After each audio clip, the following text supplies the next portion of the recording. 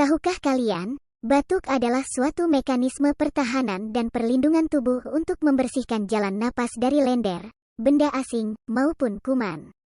Batuk merupakan salah satu keluhan klinis yang paling sering yang membuat orang mencari pertolongan medis.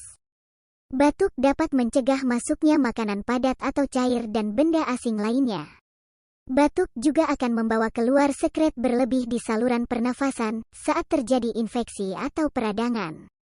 Batuk juga dapat berfungsi sebagai alarm untuk memberitahu adanya gangguan di sistem pernafasan atau sistem organ lainnya. Berdasarkan lamanya batuk, terbagi menjadi 3, yaitu batuk akut kurang dari 2 minggu, batuk subakut 2-4 minggu, dan batuk kronik lebih dari 4 minggu.